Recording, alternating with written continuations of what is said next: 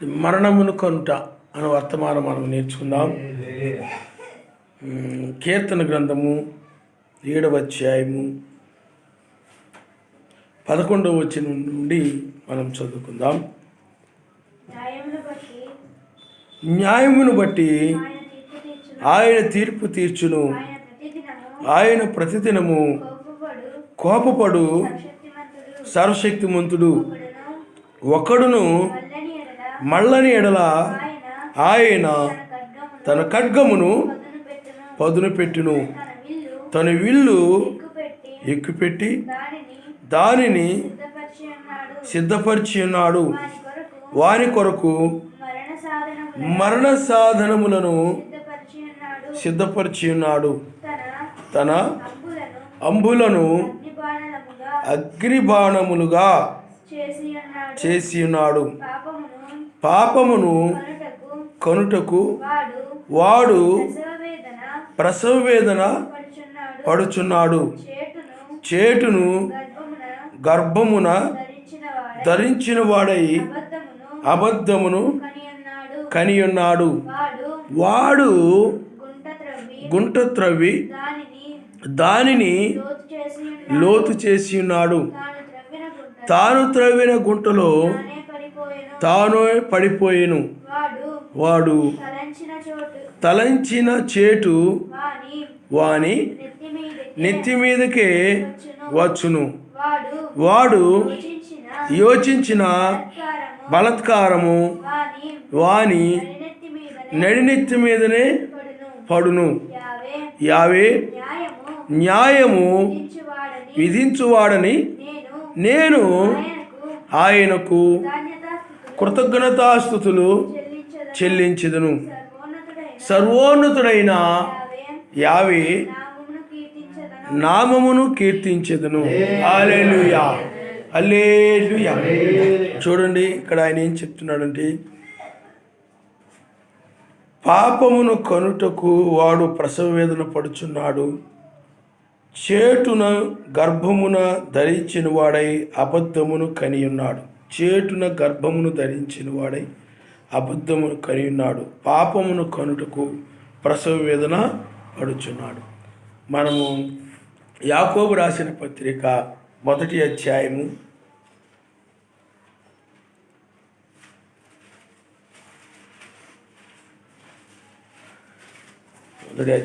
12వ వచనం నుండి అవునండి 1వ అధ్యాయం 12వ వచనం నుండి, శోధన సహించువాడు ధన్యుడు, అతడు శోధనకు నిలిచిన వాడై ఎలోహిం తన్ను ప్రేమించు వారికి వాగ్దానము చేసిన జీవ కిరీటము పొందును. సర్వశక్తిమంతుడు కీడు విషయమై శోధింపబడనేరడు. ఆయన ఎవనిని శోధింపడు గనుక ఎవడైనను శోధింపబడినప్పుడు నేను సర్వశక్తిమంతుని చేత శోధింపబడుచున్నానని అనకూడదు. ప్రతివాడు తన స్వకీయమైన దురాశ చేత ఏడవబడి మరలు కొల్పబడిన వాడై శోధింపబడును. దురాశ గర్భము ధరించి పాపమును కనగా పాపము పరిపక్వమై మరణమును కానును. చాలా అయినా మనిస్తాం. హల్లెలూయా, హల్లెలూయా. పిల్లారా, అపవాది శోధించేవాడు, సర్వశక్తిమంతుడు పరిశోధించేవాడు. అబ్రహామును ఆయన ఏం చేశాడు చెప్పండి? పరిశోధించాడు. సాతానుడు ఏం చేస్తాడు? శోధిస్తాడు. మెస్సీని కూడా వాడు శోధించాడు. మెస్సీని కూడా వాడు ఏం చేశాడు చెప్పండి? శోధించాడు. అయితే మెస్సయ్య పడిపోలేదు ఆ శోధనలో. అలాగే యోబును కూడా శోధించాడు, కానీ యోబు కూడా పడిపోలేదు. అందుకని ఇక్కడ వాక్యం చెప్తా ఉందంటే, అతడు శోధనకు నిలిచిన వాడై తన్ను ప్రేమించు వారికి వాగ్దానం చేసిన జీవ కిరీటము పొందును. అంటే శోధన సహించువాడు ధన్యుడు. శోధనలు వచ్చినప్పుడు ఎవరైతే ఆ శోధనలో సహనం కలిగి ఉంటారో, అందుకని యోబు యొక్క సహనాన్ని మీరు ఎరుగుదురు కదా అని ఉంటుంది. ఆ శోధనలు వచ్చినప్పుడు, ఆ కష్టాలు వచ్చినప్పుడు, అక్కడ తను ఉన్నయన్ని కూడా కోల్పోయినప్పుడు, చివరికి తన శరీరం కూడా పాడైపోయినప్పుడు, ఆ సమయంలో కూడా యోబు సర్వశక్తిమంతుని ఏమాత్రం కూడా దూషించకుండా, సర్వశక్తిమంతుని ఏమాత్రం కూడా తృణీకరించకుండా అతడు సహనం కలిగి యథార్థవంతుడుగానే ఉన్నాడు. ఆయన నామమున హల్లెలూయా. శోధన వచ్చినప్పుడు చాలామంది ఏం చేస్తారంటే ఆ శోధనలోనే పడిపోతారు. అందుకని బైబిల్లో శోధనలో మీరు ప్రవేశించకుండానట్లు మెలుగుగలిగి ఎల్లప్పుడూ మీరు ప్రార్థన చేయండి అని చెప్పాడు. అందుకనే మెస్సయ్య వర్తమానం చెప్పినప్పుడు, ఆ అద్భుతాలు చేసినప్పుడు, సూచక్రియలు చేసినప్పుడు, మహత్కార్యాలు చేసినప్పుడు చాలామంది ఆయన యొక్క సువార్త విన్నారు, అద్భుతాలు చూశారు, మహత్కార్యాలు చూశారు, ఇవన్నీ చూశారు. కానీ ఆ మేడగదిలో 120 మంది మాత్రమే ఉన్నారు. మిగతా వాళ్ళు ఏమైపోయారు? చాలామంది ఉన్నారు. ఆయన ఎక్కడికైనా వెళ్తే గుంపులు గుంపులు ఆయనతో పాటు వచ్చేవారు. కానీ వాళ్ళు ఎంత ఏమైపోయారంటే శోధనల్లో పడిపోయారు వాళ్ళందరూ కూడా. ఆయన సిలువ వేయబడినప్పుడు నిజంగా సర్వశక్తిమంతుడైతే ఆ విధంగా ఎందుకు సిలువ వేయబడాలి? మరి ఆయన అనేక మందిని బాగు చేశాడు, చనిపోయిన వారు లేపాడు. మరి ఆయన కూడా తన మరణాన్ని నుండి ఆయన రక్షించుకోవచ్చు కదా. ఇలాగని వాడు అపవాది వాళ్ళను శోధించినప్పుడు ఆ శోధనలో వాళ్ళు ఏమైపోయారంటే సర్వశక్తి అనగా మెస్సయ్య మీద విశ్వాసం నుండి తొలగిపోయారు, వాళ్ళు పడిపోయారు. ఆ శోధనలో వాళ్ళు ఏమైపోయారు చెప్పండి? పడిపోయారు. అలాగే యోబును కూడా సాతానుడు తన భార్య ద్వారా శోధించాడు, అలాగే స్నేహితుల ద్వారా కూడా శోధించాడు. అయినప్పటికీ సాతానుడి చేత శోధించబడ్డాడు యోబు. అయినప్పటికీ కూడా అతడు ఆ శోధనలో నిలబడ్డాడు అతను.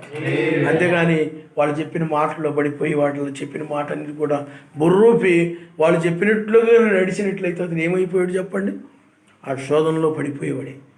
అందువల్ల వాళ్ళు అపవాది ఏం చేస్తాడనంటే వాడు వాక్యం నుండి తొలగించడానికి ప్రయత్నం చేస్తున్నాడు ఎప్పుడు కూడా. అందుకని ఇక్కడ చూడండి, శోధనకు నిలిచిన వాడై ఆ శోధకుడు ఏం చేస్తాడనండి వాక్యం నుండి తొలగించడానికి ప్రయత్నం చేస్తాడు. యోబును కూడా సర్వశక్తిమంతుని దూషించేలాగా చేయాలని చాలా ప్రయత్నం చేశాడు సాతానుడు యోబుని సర్వశక్తిమంతుడిని దూషించేలాగా చేయాలని చాలా ప్రయత్నం చేశాడు. కానీ యోబు ఏం చేశాడనండి ఆ శోధనలో నిలబడ్డాడు. అలాగే శిష్యులను కూడా రకరకాలుగా రోమీల ద్వారా, పరిసయ్యుల ద్వారా, సద్దూకయ్యుల ద్వారా, వాళ్ళ ద్వారా, వీళ్ళ ద్వారా సాతానుడు మెస్సయ్య యొక్క శిష్యులను కూడా శోధించాడు. శోధించినప్పటికి కూడా వాళ్ళు మెస్సయ్య మీద విశ్వాసం తొలగిపోకుండా నిలబడడానికి కారణం ఏమిటంటే ప్రార్థన. శోధనలో పడిపోకుండా నిలబడాలంటే ప్రార్థనా పరులు ఎప్పుడు కూడా, ఇందాక మనం పాడుకున్నాం పాట, ప్రార్థనా పరులు, ప్రార్థనా వీరులు, వాళ్ళు ప్రార్థించేవారు. ఎప్పుడు కూడా ఆయన సన్నిధిలో కనిపెట్టి ప్రార్థిస్తూ ఉండేవారు. రాత్రింబగులు కూడా ప్రార్థించేవారు. ఆ ప్రార్థించే వాళ్ళని సాతానుడు జయించలేడు. అందుకనే ఎల్లప్పుడూ మీరు మెలుగుగలిగి ప్రార్థన చేయడి. సర్వశక్తిమంతుల మనిషి కుమారుని ఎదుట శక్తి కలిగిన వారుగా నిలబడినట్లు ఎల్లప్పుడూ కూడా మీరు మెలుగుగలిగి ప్రార్థన చేయడి. కాబట్టి ఆయన ఎదుట నిలబడాలనంటే నీ ప్రార్థనా పరులై ఉండాలి. ఎందుకంటే ఆయన ఎదుటి నిలబడనీయకుండా సాతానుడు అనేక ప్రయత్నాలు చేస్తూ ఉంటాడు అన్నమాట పడగొట్టడానికి. అయినప్పుడు కూడా ప్రార్థన, మనం ఇప్పుడు ప్రార్థన చేస్తున్నాం, ఈ ప్రార్థనగా ఇది చేసుకుంటూనే నిజ జీవితం కూడా ప్రార్థన ఎక్కువగా ఉండాలి. ప్రేయర్ ఎక్కువ చేసుకుంటూ ఉండాలి. ఏకాంత ప్రార్థన ఎక్కువగా ఉండాలి. ఎప్పుడు చూసినా ఖాళీ సమయం దొరికినప్పుడు ఆయన సన్నిధికి వెళ్ళి కనిపెట్టాలనే మనసు ఉండాలి, ప్రార్థించాలనే మనసు ఉంటుంది ప్రార్థనా వీరులకి. ఎప్పుడు చూసినా కానీ సమయం దొరికితే ప్రార్థన చేద్దాం. అలా లేకపోతే అటు తిరిగి వద్దాం, ఇటు తిరిగి వద్దాం, అలా కాలక్షేపం చేద్దాం, ఇలా కాలక్షేపం చేసి వద్దాం అని ఉండదు వాళ్ళకి. వాళ్ళు ఎప్పుడు కూడా ప్రార్థన సమయం దొరికినట్లయితే ప్రార్థన చేస్తుంటారు చూసారా. అలాంటి వాళ్ళే రాబోయే ఉగ్రతుండి తప్పించుకుంటారు. ఆయన నామస్తారు. హల్లెలూయా. అందుకని ఇక్కడ చూడండి, సహనము ప్రార్థనా పరులకి ఏముంటుంది చెప్పండి? సహనం ఉంటుంది. ప్రార్థన సరిగా లేని వాళ్ళకి సహనం తక్కువగా ఉంటుంది. ఎందుకంటే యోబుకి ఆ సహనం ఎక్కడ వచ్చింది? ప్రార్థన ద్వారా వచ్చింది. ఆ ప్రార్థన ద్వారానే నీకు సహనం వచ్చేస్తాయి. దేన్నైనా తట్టుకోగలిగే శక్తి వస్తాయి. నిందలను కానీ, అవమానాలను కానీ, లేకపోతే ఎవరు నిన్ను తిరస్కరించినా కానీ, లేకపోతే దేన్నైనా నువ్వు తట్టుకోగలిగిన శక్తి ఎక్కడి నుండి వస్తాయి? ప్రార్థన ద్వారా వస్తాయి. యోబుకి ఎక్కడి నుండి వచ్చిందో అన్నీ కూడా రకరకాల మాటలు కానీ, రకరకాల నిందలు కానీ, లేకపోతే నష్టాలు కానీ, అతడు ఆస్తి కోల్పోవడము, సంతానం కోల్పోవడము, ఇవన్నీ జరిగినా కానీ యోబు ఆ సహనముతోనే నిలబడి ఉండడానికి కారణం ఏంటంటే ప్రార్థన అన్నమాట. ఆ ప్రార్థన వల్ల అతనికి సహనం వచ్చింది. ఇంకొకరైతే ఇంత పేరు వచ్చింది, ఇంత ఘనత వచ్చింది, ఇంక ఈ లోకంలో ఈ మనుషులు రకరకాలు చెప్పుకుంటున్నారు, రకరకాలు అంటున్నారు, ఈ అవమానాన్ని నేను భరించలేకపోతున్నాను, నేను తట్టుకోలేకపోతున్నాను, ఇంకా నా జీవితం ఎందుకు అని చెప్పి కొంతమంది తమ ప్రాణాలు తీసేసుకుంటారు. కానీ యోబు అలా చేయలేదు. కారణం ఏమిటి? ప్రార్థన వల్ల నీకేమొస్తుంది చెప్పండి? సహనం వచ్చేస్తాయి. ఆ యొక్క శిష్యులు కూడా ప్రార్థన వలన వాళ్ళు సహనాన్ని కలిగి ఉన్నారు. ఆయన నామనిస్తారు. హల్లెలూయా. అంతేగాని సహనాన్ని కోల్పోయి ఇంక మెసేజ్ లేదు, ఏమీ లేదు, సువార్త లేదు, ఏమీ లేదు, అద్భుతాలే మహత్కార్యాలు ఇంకేమీ లేవు, ఎవడి పని వాడు చూసుకోవడమే అని వాళ్ళు ఎటొకటి వెళ్ళిపోలేదు వాళ్ళు. అందుకని వాళ్ళు ఆ విధంగా ప్రార్థించేవారుగా ఉన్నారు. కాబట్టి సర్వశక్తి మందిరు తిరిగి లేచిన తర్వాత 40 దినాల వరకు కూడా వాళ్ళ కనబడి ఆ లేఖనాలన్నీ కూడా వాళ్ళకు తెలియజేస్తూ వాళ్ళతో మాట్లాడుతూ వచ్చాడు. ఆయన నామనిస్తారు. హల్లెలూయా. కాబట్టి శోధనలో ప్రవేశించకుండా ఉండాలంటే ప్రార్థన ఒక్కటే మార్గం అని బైబిల్ చెప్తా ఉంది. అందువల్ల ప్రార్థనా పరులు శోధనలో పడిపోరంటే వాక్యం నుండి తిరిగిపోరు. వాళ్ళు వాక్యం మీద నిలబడతారు. యోబు చూడండి, వాక్యం మీద నిలబడ్డాడు. ఆ విధంగా నిలబడాలంటే ఏముండాలి చెప్పండి? ప్రార్థనలో నీకేమొస్తుంది? సహనం వస్తుంది. ఇప్పుడు మెసేజ్ చూడండి, ఉమ్మి వేశారు, ముళ్ళ కిరీటం పెట్టారు, గుద్దుతున్నారు, రకరకాలుగా మాట్లాడుతున్నారు. అప్పుడు ఆయన వీళ్ళు ఏం చేస్తున్నారు వీళ్ళకి తెలియదు, వీళ్ళకి క్షమించిన ఆయన, అందుకని మిమ్మల్ని హింసించు వారి నిమిత్తమే మీరు ప్రార్థన చేయడని బైబిల్ చెప్తారు. అంటే సహనము కలిగి ఉన్నాడు ఆయన. ఆ సహనం ఎక్కడి నుండి వచ్చింది? ప్రార్థన వల్ల వచ్చింది. కాబట్టి ప్రార్థించే వాళ్ళు ఎప్పుడు కూడా అలాంటి శోధనలు, సిలువ వంటి శోధనలు కానీ, ఎలాంటివైనా కానీ శోధనల్ని వాళ్ళు శోధనలో నిలబడతారు. వాళ్ళు మెసేజ్ చూడండి, శోధనలో నిలబడ్డాడు. అంతేగాని బాబోయ్ ఈ బాధ భరించలేకపోతున్నాను, ఈ ముళ్ళు కిరీటం భరించలేకపోతున్నాను, ఈ సిలువ భరించలేకపోతున్నాను, ఈ కొడా దెబ్బలు భరించలేకపోతున్నాను, నా మొఖాన్ని ఉమ్మేస్తాను, ఎన్ని తట్టుకోలేక చాలా అవమానంగా ఉంది నాకు, నన్ను చాలా అవమానపరుస్తున్నారు, వీళ్ళు చాలా నీచంగా మాట్లాడుతున్నారు నా గురించి అని చెప్పి ఆయన ఆ యొక్క సిలువను పక్కన పెట్టేసి ముళ్ళ కిరీటాన్ని తీసి పక్కన పడేసి ఆయన చేయలా. ఆయన ఎందుకు వచ్చాడో ఆయన తెలుసు. మన పాపాల కోసమే రక్తం చిందించడానికి ఆయన వచ్చాడు. కాబట్టి అందువలన వాటిని సహిస్తూ ఉన్నాడు. అందువలన ఆయన ఎన్ని సహించడానికి కారణం ఏంటంటే ప్రార్థన కలిగిన వారికి, ప్రార్థించే వారికి అన్ని తట్టుకునే శక్తి ఉంటుంది అన్నమాట. ప్రార్థన లేని వాళ్ళకి ఏం చేస్తారంటే అలా ఇంగ్లీష్ తురాకులు ఎగిరి పడుతుంటారు. గాలి పడిందని గాలి వచ్చి పొట్టులాగా ఆ గాలి అలా కొట్టిందనుకో అలా పోతుంటారు, ఎగిరిపోతూ ఉంటారు అనమాట. ప్రతి చిన్న దానికి కూడా ఏమైపోతుంటే కైలు ఆడిపోతూ ఉంటారు అనమాట. ప్రతి చిన్న దానికి కూడా కారణం ఏంటి? ప్రార్థన లేకపోవడం. ప్రార్థన వల్ల నీకేమొస్తుంది చెప్పండి? సహనం వస్తుంది. అందుకని శోధనలో ప్రవేశించుకుంటున్నట్లు మెలకు కలిగి మీరు ఎల్లప్పుడూ ప్రార్థన చేయడి. ఎందుకంటే ఆ ప్రార్థన వలన సహనం అనేది వచ్చేస్తాయి. సహనం వచ్చినప్పుడు నేనేం చేస్తారు చెప్పండి? శోధనలో నిలబడతారు. సహనం నీకు లేదనుకోండి, ప్రార్థనా జీవితం లేనప్పుడు నీకు సహనం ఉండదు. సహనం లేనప్పుడు నువ్వు దేన్ని కూడా తట్టుకోలేక అప్పుడు ఏం చేస్తాడు? తిరగబడిపోతావు అనమాట. ఇప్పుడు మెస్సీ ఉన్నాడు అనుకోండి, ఆయన సహనం లేదనుకోండి, ఆయన ఏం చేసేవాడు చెప్పండి? ముళ్ళ కిరీటం పెడుతున్నప్పుడు పీకేవాడే ఉండాలి. మరి సహనం లేదు ఎందుకు?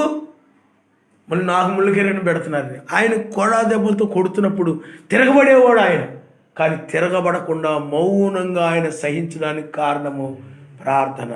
ఈ రోజులో ఎవరైనా అన్నారనుకోండి, ఏదైనా ఒక మాట అనరాని మాట అన్నారనుకోండి, నువ్వు ఏ పొరపాటు చేయకపోయినా, ఏ నేరం చేయకపోయినా నిన్ను ఒక మాట అన్నారనుకోండి, నువ్వు ఇంకా అసలు దాన్ని మాట పడవు.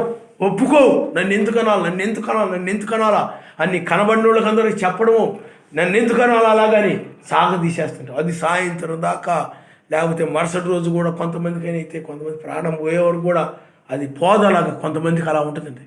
కానీ మెస్సయ్య అలాంటిది ఏమి లేదు. వీళ్ళు ఏం చేస్తారో వీళ్ళకి తెలియదు, వీళ్ళని క్షమించు నాయన. చూసారా ఎక్కడొచ్చింది అది? ప్రార్థన. ప్రార్థించాలి. అందులో ప్రార్థించేవారే ఆ సహనము కలిగి ఉంటారు. ఆయన నమస్కారం. హల్లెలూయా. కనుక అందుకనే శోధన సహించువాడు ధన్యుడు, అతడు శోధనకు నిలిచిన వాడై యావేతను ప్రేమించు వారికి వాగ్దానం చేసిన జీవ కిరీటమును పొందును. సర్వశక్తిమంతుడు కీడి విషయమై శోధింపనేరడు, ఆయన ఎవరిని శోధింపడు గనుక ఎవడైనాను శోధింపబడినప్పుడు నేను సర్వశక్తిమంతుని చేత శోధింపబడుచున్నానని అనకూడదు. చూడండి, సాతానుడు శోధిస్తాడు. అంటే ఆ శోధన వల్ల ఏమొస్తుంటాయి? కీడులు వస్తుంటాయి. ఇప్పుడు యోబు యొక్క కుటుంబానికి చాలా కీడు జరిగింది. అలాగే సాతానుడు వాడు కీడుకరమైన వాడు. అందువల్ల కీడులు కలుగు చేసి వాడు శోధిస్తూ ఉంటాడు. కానీ మెస్సీ అయినట్లయితే మేలు కోసము ఆయన పరిశోధిస్తాడు. ఆయన నామన హల్లెలూయా. అబ్రహామును ఆయన ఏం చేశాడు చెప్పండి? పరిశోధించాడు. నన్ను ఎక్కువగా ప్రేమిస్తున్నాడా, తన కుమారుని ఎక్కువగా ప్రేమిస్తున్నాడా అని ఆయన పరిశోధించాలని అబ్రహాము గారిని, నీకొక్కగానొక్క కుమారుడు ఉన్నాడు కదా, ఆ కుమారుణ్ణి నాకు బలిగా ఇవ్వమన్నప్పుడు అబ్రహాము గారు సర్వశక్తిమంతుని ఎక్కువగా ప్రేమించాడు కనుక ఆ కుమారుని బలిగా ఇవ్వడానికి వెళ్ళాడు. ఆయన నామరిస్తాడు. హల్లెలూయా. తన కొడుకుని ఎక్కువ ప్రేమించాడు అనుకోండి, అప్పుడు సర్వశక్తిమంతులు ఏమీ లేదు, ఆయన చెప్పినట్లు నేను చేయను అని ఆ బలిని అర్పించేవాడు కాదు. కానీ అబ్రహాము గారు సర్వశక్తిమంతునికి భయపడేవాడని మీరు చూడండి. ఒకసారి మనము ఆదికాండము చూడమ్మా. ఆదికాండము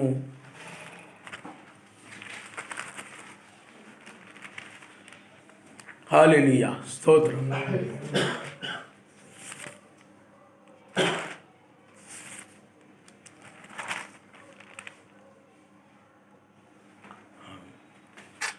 ఆదికాండము 22వ అధ్యాయము 10వ వచనం నుండి మనం చదువుకుందాం. అప్పుడు అబ్రహాము తన కుమారుణ్ణి వధించుటకు తన చేయి చాపి కత్తి పట్టుకొనగా యావే దూత పరలోకము నుండి అబ్రహామా అబ్రహామా అని పిలిచెను. అందుకతడు చిత్తము ఎలోహిం అనెను. అప్పుడు ఆయన ఆ చిన్నవాని మీద చెయ్యి వేయకము, అతన్నేమీ చేయకము, నీకు ఒక్కడైన నీ కుమారుని నాకు ఇయ్య వెనుక తీయలేదు కనుక నీవు సర్వశక్తిమంతునికి భయపడువాడు అని ఇందువల్ల నాకు కనబడుచున్నది. ఆయన హల్లెలూయా. చూడండి, సర్వశక్తిమంతునికి భయపడేవాడని. ఎందుకనంటే అతడు సర్వశక్తిమంతుడు ఏం చెప్తే దాన్ని చేయడానికి వెళ్ళాడు. ఆయన మాటకు భయపడ్డాడు. ఆ మాటకు భయపడి ఆ కుమారుని తీసుకుని వెళ్ళాడు వధించడానికి. కాబట్టి పరిశోధనలో ఆ తర్వాత అబ్రహాము గారిని చూడండి, తర్వాత కూడా చదువమ్మా. అప్పుడు అబ్రహాము చూడండి 12వ వచనం నుండి, అప్పుడు ఆయన చిన్నవాని మీద చేయి వేయకము, అతన్నేమీ చేయకము, నీకు ఒక్కడైన నీ కుమారుని నాకు ఈ వెనుక తీయలేదు కనుక నీవు సర్వశక్తిమంతునికి భయపడేవాడు అని ఇందువలన నాకు కనబడుచున్నదన్ను. ఆ పరిశోధన ద్వారా అబ్రహాము గారి ద్వారా ఆయన ఏం తెలుసుకున్నాడు అనంటే, అబ్రహాము గారు నాకు భయపడేవాడని తెలుసుకున్నాడు. పరిశోధన ఆయన నామస్తాడు. అప్పుడు అబ్రహాము కన్నులెత్తి చూడగా పొదలో కొమ్మలు తగులుకొని ఒక పొటేలు వెనక తొట్టున కనబడెను. అబ్రహాము వెళ్ళి ఆ పొటేలును పట్టుకొని తన కుమారునికి మారుగా పెట్టి దహన బలిగా అర్పించెను. అబ్రహాము ఆ చోటికి యావే ఈరే అని పేరు పెట్టెను. అందుచేత యావే పర్వతం మీద చూచుకొనును అని నేటి వరకు చెప్పబడును. యావే దూత రెండో మారు పరలోకముడు అబ్రహామును పిలిచిట్లను, నీకు ఒక్కడై ఉన్న నీ కుమారుణ్ణి ఈయ వెనుక తీయక ఈ కార్యము చేసినందున నేను నిన్ను ఆశీర్వదించి ఆకాశ నక్షత్రముల వలె సముద్ర తీరమందుల ఇసుక వలెను నీ సంతానం నిశ్చయముగా విస్తరింపదీసెదను. నీ సంతతి వారు తమ శత్రువుల గవిని స్వాధీనపరుచుకుందరు. మరియు నీవు నా మాట వినినందున భూలోకములోని జనములన్నీ నీ సంతానం వలన ఆశీర్వదించబడినాయి. నా తోడుని ప్రమాణం చేసి ఉన్నానని యావే సెలవిచ్చను. తర్వాత అబ్రాము తన పని వారి ఎదుగు తిరిగి రాగా వారు లేచి అందరూ కలిసి బెర్షెబాకు వెళ్ళిరి. అబ్రాము బెర్షెబాలో నివసించెను. కాబట్టి ఇక్కడ చూడండి, ఆ పరిశోధన ద్వారా అబ్రాహాం గారికి ఆశీర్వాదం వచ్చింది. ఆయన ఆ పరిశోధన అనేది దేని కొరకు చెప్పండి? మేలు కొరకు. సర్వశక్తిమంతుడు పరిశోధిస్తాడు. దేని కొరకు? మేలు కొరకు పరిశోధిస్తాడు. ఇక్కడ సాతానుడు శోధిస్తాడు. దేనికి శోధిస్తాడు? కీడు కొరకు శోధిస్తాడు. వాడు కీడు యోబు జీవితంలో కీడు చేసిన వాడు ఎవరంటే సాతానుడు. మెస్సీని కూడా కీడు చేయాలని వాడు శోధించాడు, కానీ ఆయన నిలవబడ్డాడు. కారణం ఏంటంటే ఆయన ప్రార్థనాపరుడు. ఆయన ఇదిగో రాత్రి రొట్టెగా మార్చుకోమని ఈ యొక్క పట్టణాలు అన్నీ చూయించి నాకు నమస్కరించినట్లయితే ఇవన్నీ నీకు ఇస్తానన్నప్పుడు ఆయన దాన్ని తిరస్కరించాడు. అంతేగాని ఆశపడిపోలేదు. మీకు అర్థమవుతుందండి? అని ఆశపడలేదు. ఆయన ఏం చేశాడు చెప్పండి? తిరస్కరించాడు అంటే నిలిచాడు. ఆయన శోధం ఆయన నామనిస్తాడు. హల్లెలూయా. అందువలన సాతానుడు శోధిస్తాడు, అలా నష్టం కలుగు చేసి శోధిస్తాడు. అలాగే ఈ లోక సంబంధమైన వాటన్నిటిని కూడా నీకు చూయించి కూడా శోధిస్తాడు. వాడు చాలా ప్రమాదకరమైన సాతాను, చాలా కుయుక్తిపరుడు. అందువలన ఇక్కడ కూడా మీరు యాకోబు రాసిన పత్రికలో ఇందాక మనం చదువుకునే రీతిగా అక్కడేముందనండి,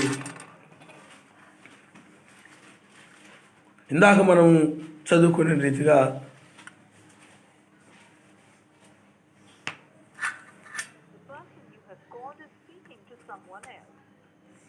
చూడండి. ఇక్కడ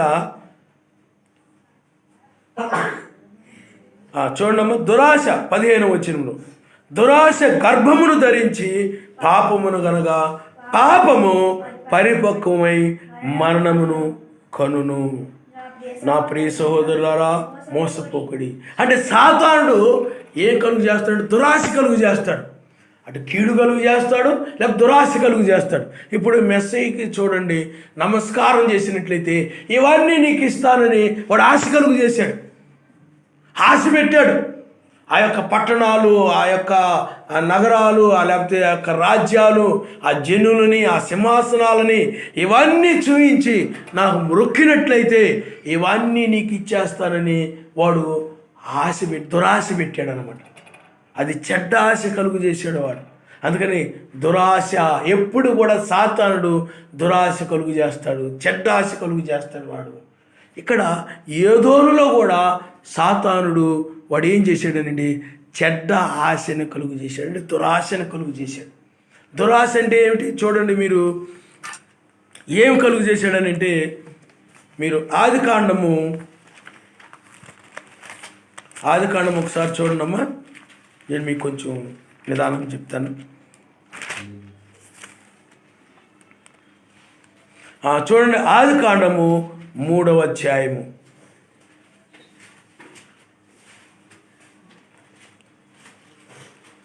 3వ అధ్యాయము మొదటి నుండి చదువమ్మా. సర్వశక్తిమంతుడైన యావే చేసిన సమస్త భూజంతువులలో సర్పము యుక్తిగలదేండెను. అది ఆ స్త్రీతో, ఇది నిజమా? ఈ తోట చెట్లలో దేని ఫలములైనను మీరు తినకూడదని సర్వశక్తిమంతుడు చెప్పినా అని అడిగాను. అందుకు స్త్రీ, ఈ తోట చెట్ల ఫలములను మేము తినవచ్చును, అయితే తోట మధ్యనున్న చెట్టు ఫలములను గూర్చి సర్వశక్తిమంతుడు మీరు చావకుండునట్లు వాటిని తినకూడదనియు వాటిని ముట్టకూడదనియు చెప్పినని సర్పముతో అనెను. అందుకు సర్పము, మీరు చావనే చావరు, ఏలయనగా మీరు వాటిని తిని దినమున మీ కన్నులు తెరవబడిననియు మీరు మంచి చెడ్డలను ఎరిగిన వారై దేవతల వలె ఉందరనియు సర్వశక్తిమంతునికి తెలియనని చెప్పగా ఆ స్త్రీ ఆ వృక్షము ఆహారమునకు మంచిదియు కన్నులకు అందమైనదియు వివేకమిచ్చు రమ్యమైనది చూచినప్పుడు ఆమె దాని ఫలములలో కొన్ని తీసుకుని తిని తనతో పాటు తన భర్తకుని ఇచ్చెను, అతడు కూడా తినెను. ఇక్కడ చూడండి, ఏదోనులో మనము అక్కడ సర్పాన్ని మనం చూస్తున్నాము, అలాగే అవ్వను కూడా అక్కడ మనం చూస్తున్నాం. అక్కడ వాడు ఏం చేశాడంటే దురాశ కలుగు చేశాడు. వాడు ఏ ఫలాలు తినాలి? జీవవృక్షం యొక్క ఫలాలు భుజించాలి, జీవవృక్ష ఫలాలు భుజించాలి. అందుకని ఇక్కడ ఏమన్నాడంటే, అందుకు స్త్రీతో ఈ తోట చెట్ల ఫలములు మేము తినవచ్చును, అయితే తోట మధ్యన చెట్టు ఫలముల గురించి సర్వశక్తిమంతుడు మీరు చావకుండానట్లు వాటి తినకూడదనియు వాటి ముట్టకూడదనియు చెప్పినని సర్పముతో నేను. అందుకు సర్పము, మీరు చావనే చావరు, మీరు వాటిని దినమున మీ కన్నులు తెరవబడతాయి. వాడి మాటలు చూడండి ఎలా చెప్తున్నాడు, మీరు చావనే చావరు, మేము అవి తింటే చచ్చిపోతా ఉన్నారు వాడు. ఆమె చెప్పినప్పుడు మీరు చావనే చావరు, ఇవి తిన్నప్పుడు మీకేం జరుగుతుందంటే మీ కన్నులు తెరవబడతాయి, మీరు మంచి చెట్లను ఎరిగిన వారై దేవతల వలె ఉంటారు అని చెప్పినప్పుడు అప్పుడు వాళ్ళకి ఆ చెట్టు ఫలములు తినాలని ఆశ ఇచ్చిందనమాట, దురాశ కలిగింది. అతని మాటల వల్ల ఏమొచ్చిందనంటే చెడ్డాశ. ఆ జీవవృక్ష ఫలాలను ఆశించడం మంచిదే, అది దురాశ అవ్వదు. చెడాశ, చెడు ఆశ, దురాశ. మీకు అర్థమైందా? వాళ్ళు దేన్నైతే ఆశించాలో దాన్ని ఆశించకుండా చెడ్డ దానిని వాళ్ళు ఆశించారు కాబట్టి అది దురాశ, చెడ్డాశ. తమది కాని దానిని ఏదైనా ఆశిస్తే ఏమవుతుందో చెప్పండి, దురాశ. తమది కాని దాన్ని దేని కూడా మనం ఏం చేయకూడదు చెప్పండి, ఆశించకూడదు. కానీ వీళ్ళు తమది కానటువంటి ఆ చెడ్డ చెట్టుని వాళ్ళు చూసినప్పుడు అది కన్నులకి ఆహారానికి చాలా మంచిగా అందంగా చాలా బాగా కనపడింది అనమాట.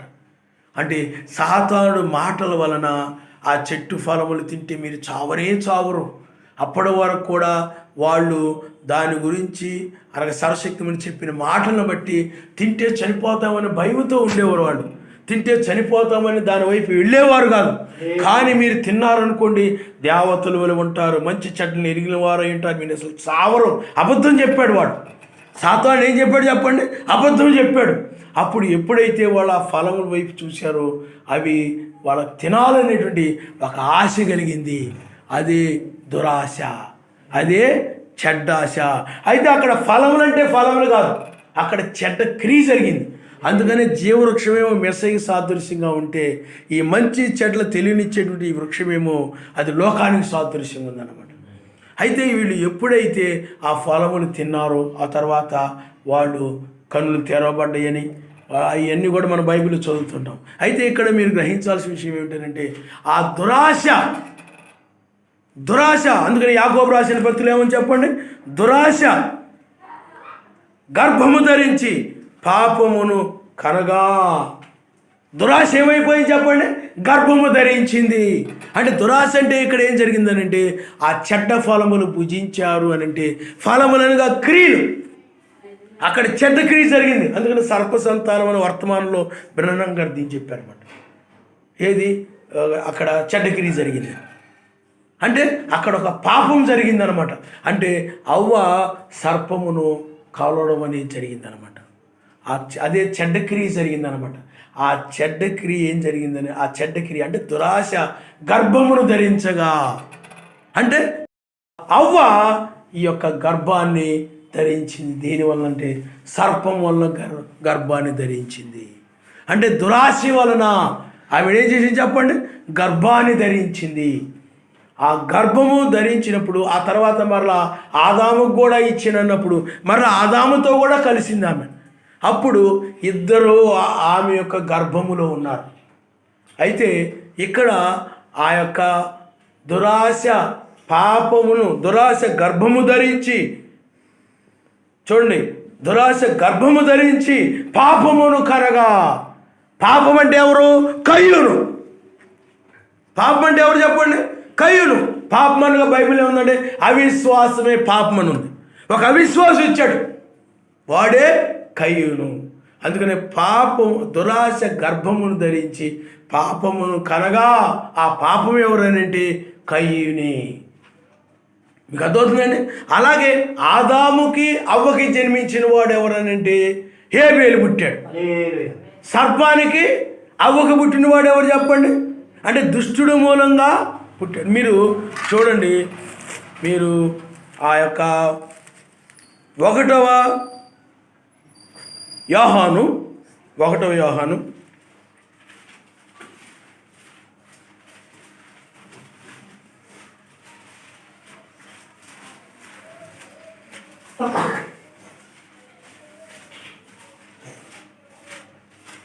చూడమ్మా, 1వ యోహాను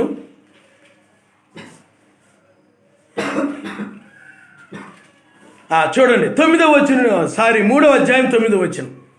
సర్వశక్తిమంతుని మూలంగా పుట్టిన ప్రతి వానిలో ఆయన బీజం నిలుచును గనుక వాడు పాపము చేయడు. వాడు సర్వశక్తిమంతుని మూలంగా పుట్టాడు గనుక పాపము చేయజాలడు. దీనిని బట్టి సర్వశక్తిమంతుని పిల్లలెవరో అపవాది పిల్లలెవరో తేటపడును. నీతిని జరిగించని ప్రతివాడును, తన సహోదరుని ప్రేమింపని ప్రతివాడును సర్వశక్తిమంతుని సంబంధులు కారు. మనము ఒకరినొకడు ప్రేమించవలని మొదటి నుండి మీరు వినిన వర్తమానమే కదా. మనము కయ్యూను వంటి వారమై ఉండరాదు. వీడు దుష్టిని సంబంధి అయి తన సహోదరుని చంపెను. వాడు అతను ఎందుకు చంపెను? తన క్రియలు చెడ్డవయు సహోదరు క్రియలు నీతి గలవై ఉండుట వల్లనే కదా. ఇక్కడ మీరు గమనించండి, ఇతడు దుష్టుని సంబంధి అని ఉంది. దుష్టుని సంబంధి. ఇప్పుడు మనం నీతిమంతులు ఉంటారు, వాళ్ళని సర్వశక్తిమంతు సంబంధులు అంటుంటాం. అంటే సర్వశక్తిమంతుని మూలంగా జన్మించారు. కాబట్టి ఇక్కడ దుష్టుని సంబంధం అంటే దుష్టుని మూలంగా ఆమె గర్భము ధరించింది. ఆ గర్భము ధరించినప్పుడు పాపమును కన్నదనంటే పాపం అనగా ఎవరు? కయ్యూను. కయ్యూనే అవిశ్వాసి. వాడు దుష్టుని సంబంధి, దుష్టుడు పుట్టాడు. అంటే సర్పము వలన ఈ యొక్క అవ్వకి దుష్టుడు పెట్టాడు. అయితే మరి ఆమె ఇక్కడ ఏం చెప్పిందనంటే చూడండి, ఆదికాండము 4వ అధ్యాయంలో ఆదాము తన భార్య అయిన అవ్వను కూడినప్పుడు ఆమె గర్భవతి కయ్యూను కని యావే దయ వలన నేను ఒక మనిషిని సంపాదించుకున్నాను. చూడండి, యావే దయ వలన నేను ఒక మనిషిని సంపాదించుకుని తర్వాత ఆమె అతని తమ్ముడుగు ఏబేలుని కనిను. ఏబేలు గొర్రెలు కాపరి, కయ్యూను భూమిని సిద్ధపరిచేవాడు. చూడండి, ఆదాము తన భార్య అయిన అవ్వను కూడినప్పుడు ఆమె గర్భవతి అయి కయ్యూనును కని యావే దయ వలన నేను ఒక మనిషిని సంపాదించుకున్నాను. ఆ తరువాత ఆమె అతని తమ్ముడుగు ఏబేలును కనిను. ఏబేలు గొర్రెలు కాపరి, కయ్యూను భూమిని సేద్యపరిచాడు. చాలామంది మత్స్య సంఘాలలో కూడా ఇదే పట్టుకుంటారు అన్నమాట. మరి బ్రహ్మం గారి విషయంలో కూడా ఇదే పట్టుకున్నారు. మరి ఇక్కడ ఆదాము తన భార్య అయిన అవ్వను కూడినప్పుడు ఆమె గర్భవతి కయ్యూను కన్నాడని ఉంది కదా. మరి సర్పం వలన పుట్టాడని ఇలా చెప్పడం ఏంటి బ్రహ్మం గారు అని చెప్పి ఆ సర్ప సంతానం అనే వర్తమాన విషయంలో చాలా గందరగోళం వచ్చేసింది అనమాట. కానీ బ్రహ్మం గారు ఏం చెప్పారంటే, బైబిల్ కూడా చెప్పేది అది. ఏం చెప్తుందంటే ఆమె యెహోవా అంటే యావే దయ వలన నేను ఒక మనిషిని సంపాదించుకున్నానని ఒక అబద్ధం చెప్పింది అనమాట. ఎందుకంటే సర్పము తర్వాత మరలా ఈ యొక్క ఆదాము కూడినప్పుడు ఆ తర్వాత ముందు కయ్యూను పుట్టాడు, ఆ తర్వాత ఏబేలు పుట్టాడు అనమాట. ఆయన నామనిస్తాడు. హల్లెలూయా, హల్లెలూయా. అప్పుడు కానీ యావే దయ వలన నేను ఒక మనిషిని సంపాదించుకున్నానని ఆమె ఆ విధంగా చెప్పింది. కానీ ఇప్పుడు ఒక ఉదాహరణ మనం గమనించాలి. అక్కడ గనక పాపము గనక అంటే వాళ్ళకి దురాశ వలన గనక ఆ సర్పమును గనక అవ్వ గనక కలవకపోయినట్లయితే మరి అక్కడ దుష్టుడు ఎలా వచ్చాడు? మీరు గమనించాలి. దుష్టుడు ఎలా వచ్చాడు? మరి ఆదాము మంచివాడే, మరి అవ్వ మంచిదే. మరి వాళ్ళకి ఆ యొక్క మంచి సంతానం పుడతారు, ఆ మంచి గుణ లక్షణాలు కలిగిన వాళ్ళు పుడతారు. కానీ దుష్టుడు ఎలా పుట్టాడు? అక్కడ దుష్టుడు ఎలా పుట్టాడు? అందుకనే 2 బీజాలు అక్కడ నుండే వచ్చాయన్నమాట. ఇప్పుడు ఎలాగైతే నిజమైన వధువు దుష్ట వధువు ఎలా ఉందో ఆరంభంలో నుండే మంచిది చెడ్డవి 2 వచ్చాయన్నమాట. 2 వచ్చాయి. మీరు ప్రతి కాలంలో చూడండి, ఇష్మాయేలు, అలాగే ఇస్సాకు, అలాగే ఏశావు, యాకోబు, అలాగే యోసేపు సహోదరులు, ఇలాగా మనం చూసుకుంటూ వస్తూ ఉంటే మరి ఇక్కడికి వచ్చేటప్పటికి క్రొత్త నిబంధన కాలానికి వచ్చేటప్పటికి సర్ప సంతానం అంటాడు. ఎవరు సర్ప సంతానం? ఎవరు? సర్పానికి పుట్టిన వారిని. అంటే ఈ యొక్క ఇజ్రాయేలీలు ఎలాంటి వారంటే కయ్యూను వంటి వారిని. ఎందుకనంటే ఆ ఇజ్రాయేలు లక్షణాలు ఎలా ఉన్నాయి? కయ్యూను లక్షణాలు ఉన్నాయి. అవిశ్వాసం కనపడుతుంది వాళ్ళల్లో. అవిశ్వాసమే పాపం అని బైబిల్ చెప్తా ఉంది. కాబట్టి ఇక్కడ ఇజ్రాయిలీలు కూడా ఆ కయ్యూను వలె ఉన్నారు. అందుకనే సర్ప సంతానమా, రాబో ఉగ్రత గురించి మీకు బుద్ధి చెప్పిన వాడెవడు అని యోహాను అన్నాడు, మెస్సయ్య కూడా అన్నాడు. కాబట్టి ఈ కయ్యూను సర్ప సంతానం వాడు కాబట్టే మీరు కూడా సర్ప సంతానమా అన్నాడు. అంటే గుణ లక్షణాల్లో చూస్తే వీళ్ళేమో సర్ప సంతానంగా కనపడుతున్నారు ఇజ్రాయిలు. శారీరకంగా చూసినట్లయితే ఈ యొక్క కయ్యూను సర్ప సంతానమై ఉన్నాడు. అంటే సర్పానికి పుట్టినవాడు. అందుకని అవిశ్వాసి ఎవరైనా కానీ, మెస్సయ్యను నమ్మని అవిశ్వాసి ఎవరైనా కానీ, సర్వశక్తిమంతుని నమ్మని ఏ అవిశ్వాసి అయినా అతడు పాపమై ఉన్నాడు. అందువల్ల వాళ్ళు పాపమై ఉన్నారు. అందుకని దురాశ గర్భమును ధరించి పాపమును కనగా. పాపం అంటే ఎవరంటే కయ్యూను, అవిశ్వాసి పుట్టాడు అక్కడ. అవిశ్వాసి ఎవరు? సర్ప సంతానం. మత్స్య సంఘాలలో ఉన్నారు, నామాన్ని అంగీకరించరు, ఒక్కడంటే ఒప్పుకోరు. కానీ వీళ్ళు ఏమైనారు చెప్పండి? సర్ప సంతానమై ఉన్నారు వీళ్ళందరూ కూడా. అవిశ్వాసి అంటే ఎవరు? సర్ప సంతానం, సాతానుని యొక్క సంతానము. అక్కడ చూడండి, చాలా జాగ్రత్తగా గమనించండి. అక్కడ దురాశ గర్భమును ధరించి పాపమును కనగా. పాపము పరిపక్వమై, చూడండి, అవిశ్వాసి యొక్క పాపము పరిపక్వమై మరణమును కనును. మరణము చూడండి, అది మరణం అంటే బైబిల్ ఏం చెప్తుంటే శరీరానుసారమైన మనసు. అందుకని అవిశ్వాసి అంటే పాపి అతడు ఏమవుతాడంట? మరణమును కంటాడని. మరి కయ్యూను అదే కన్నాడు. కయ్యూను ఏం చేశాడు చెప్పండి? ఏబేలుని ఆ కయ్యూను చంపేశాడు. ఎందుకు చంపేశాడు? ఇందాక మనం చదువుకున్నాం. కయ్యూని క్రియలేమో దుష్ట క్రియలు, చెడ్డ క్రియలు. తన సహోదరుడి క్రియ అనేటువంటి ఏబేలు క్రియలు ఏమిటి? మంచి క్రియలు. ఆ మంచి క్రియలను బట్టి సర్వశక్తివంతుడు ఈ యొక్క ఏబేలు యొక్క సత్క్రియలు లేకపోతే ఏబేలు యొక్క అర్పణని అంగీకరించాడు. కయ్యూని యొక్క అర్పణను ఆయన ఏం చేశాడంటే తిరస్కరించాడు. అప్పుడు ఆ కయ్యూని ఏం చేశాడనంటే, ఆ కయ్యూను కోపగించిన వాడై అతడు ఆ యొక్క హేబేలుని చంపేశాడు. ఇప్పుడు ఏం జరిగింది చెప్పండి? మరణమును కన్నాడు, మరణాన్ని తీసుకొచ్చాడు భూమి మీదకి. మీకు అర్థమైందా? దురాశ ఏం జరిగింది చెప్పండి? గర్భమును ధరించి పాపమును గనగా. పాపం అంటే అవిశ్వాసిని కనుక. అవిశ్వాసము అంటే ఆ యొక్క అవిశ్వాసి ఆ పరిపక్వమై మరణాన్ని కన్నాడు. సేమ్ ఇజ్రాయిల్ కూడా అదే చేశారు. ఇజ్రాయిల్ కూడా పాపము అవిశ్వాసమైన వాళ్ళ పాపము పరిపక్వమై, ఆ పాపం ఎక్కువైపోయి పరిపక్వమైపోయి ఏం చేశారు చెప్పండి? మరణమును అన్నారు. మరణం అంటే ఏమిటి? మెస్సీని సిలువ వేసి చంపడం. మరణము చూసారా? మరణమును కన్నారు వాళ్ళు. మెస్సీని సిలువ వేసి చంపడమే మరణమును కరణమైనది. మీకు అర్థమైందా? మరణమును కన్నడం అంటే వాళ్ళ జీవితం ఏమైంది, వాళ్ళ లక్షణాలు ఏమిచ్చాయి, వాళ్ళ క్రియలు ఏమిటి? నరహత్య చేయడము కానీ, మనుషుల్ని చంపడము కానీ, అది మరణమును కన్నారు. అది శరీరానుసారమైన మనసు. అందుకని ఆ కయ్యూను దగ్గరుండే శరీరానుసారమైన మనసు భూమి మీదకి వచ్చేసింది. అతడు శరీర సంబంధి, లోక సంబంధి. అందుకని శరీరానుసారమైన మనస్సు మరణమని బైబిల్ చెప్తాం. అందుకని దురాశ గర్భమును ధరించి పాపమును గనగా పాపము పరిపక్వమై మరణమును గనును. కాబట్టి ఆ కయ్యూను పరిపక్వమై అతడు ఏం కన్నాడు చెప్పండి? మరణాన్ని కన్నాడు. అంటే శరీరానుసారమైన మనసు, అదే సహోదరుని చంపడం అనేది అది మరణం. ఎందుకంటే శరీరానుసారమైన మనస్సు అనగా బైబిల్లో ఈ లక్షణాలు ఈ లక్షణాలని, చెడ్డ లక్షణాలు కలిగిన వాడిని, శరీరానుసారమైన మనస్సు కలిగిన వారిని బైబిల్లో. ఇప్పుడు మీకు అర్థమైందా? అందువలన మీరు ఎవరైనా మీరు చూడండి, ఇప్పుడు రోమన్ క్యాథలిక్ సంఘం ఉంది. రోమన్ క్యాథలిక్ సంఘము ఈనాడు మనం చూస్తే అది దురాశ.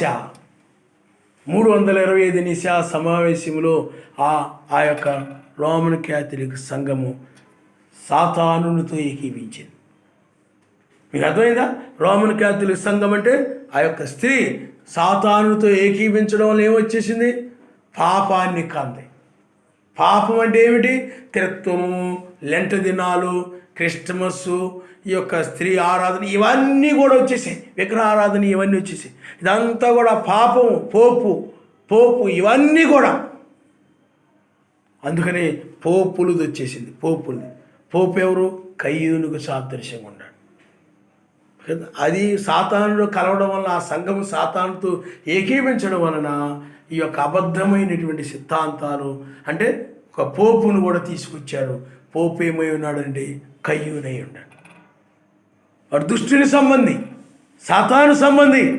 ఇప్పుడు వాడు పాపము 2000 సంవత్సరాల నుండి పెరిగిపోతూ ఉంది. ఇక పరిపక్వమైంది.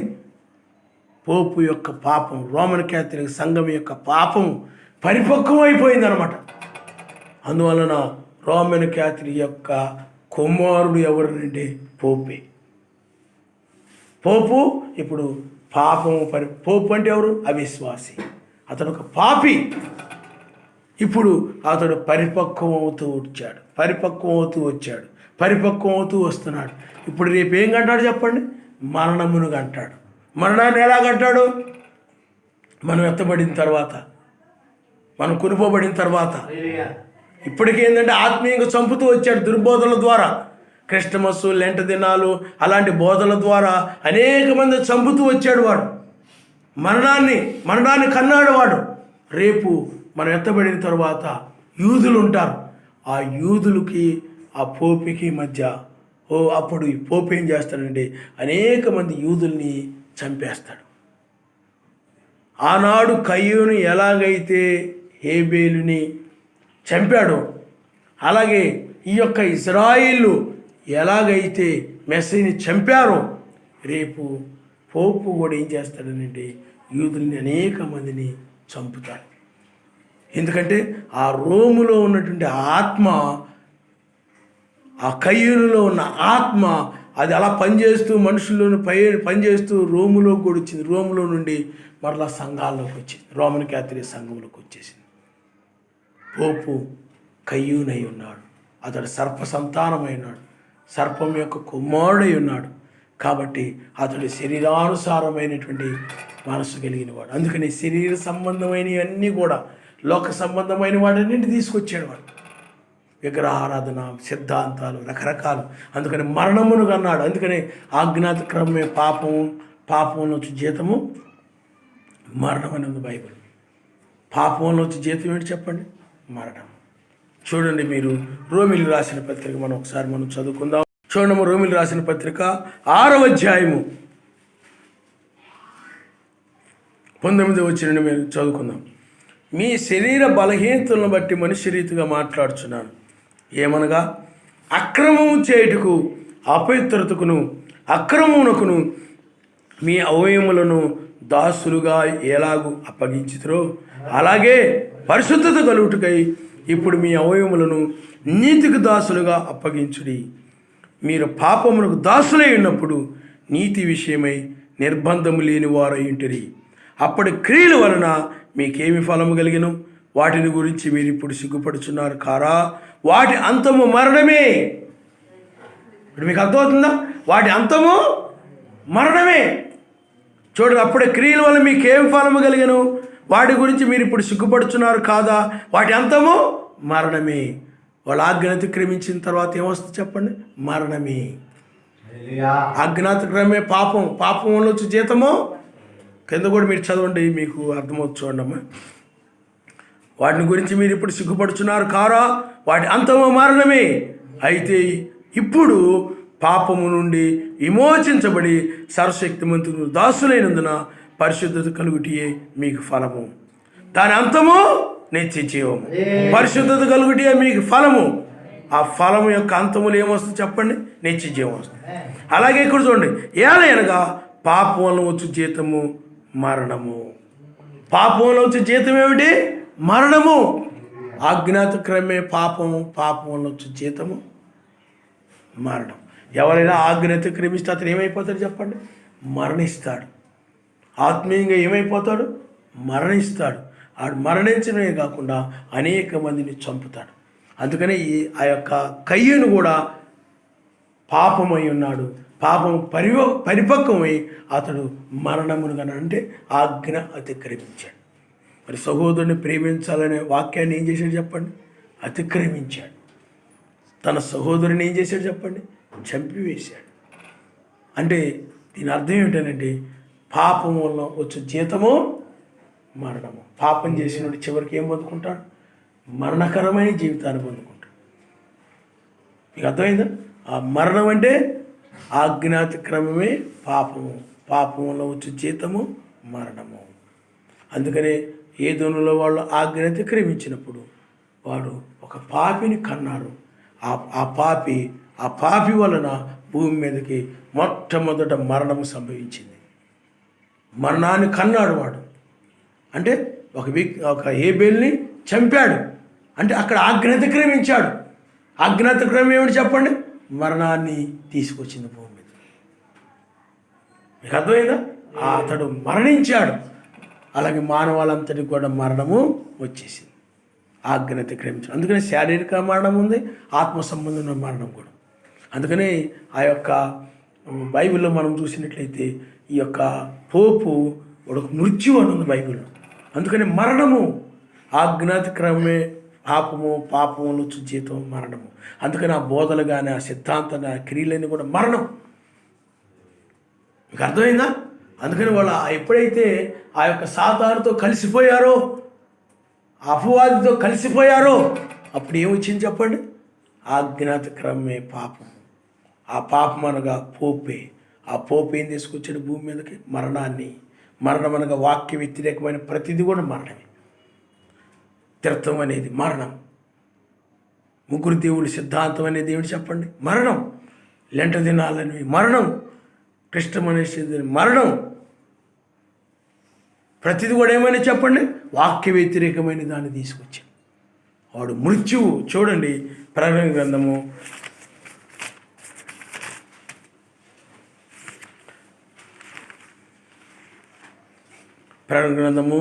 4వ అధ్యాయము 6వ అధ్యాయము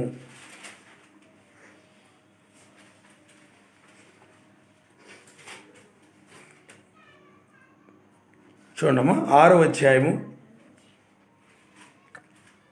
7వ వచనం మీరు ఒకసారి చదవండి. ఆయన 4వ ముద్ర విప్పినప్పుడు రమ్ము అని 4వ జీవి చెప్పుటి వీటిని. అప్పుడు నేను చూడగా ఇదిగో పాండురంగు వర్ణము గల ఒక గుర్రము కనబడిను. దాని మీద కూర్చున్న వాని పేరు మృత్యువు అను. అందుకనే ఇది ఎప్పుడో మనం వీలైనప్పుడు ఈ 4 ముద్రల గురించి కూడా మనం నేర్చుకుందాం. బ్రహ్మం గారు ఆల్రెడీ చెప్పారు, కానీ మనం దీన్ని కూడా తెలుసుకోవడం మంచిది. తెలుసుకుందాం మనం. కాబట్టి వాడు సాతానుడు అనగా పోపు ఏమై ఉన్నాడు? మృత్యువై ఉన్నాడు, మరణమై ఉన్నాడు. అలాగే కయ్యను కూడా ఆ రోజుల్లో ఏమున్నాడు చెప్పండి? మరణముగా మారాడు. వాడు పాపం వల్ల వచ్చి జీతం ఏమిటి చెప్పండి? మరణం. శరీరానుసారమైన మనసు.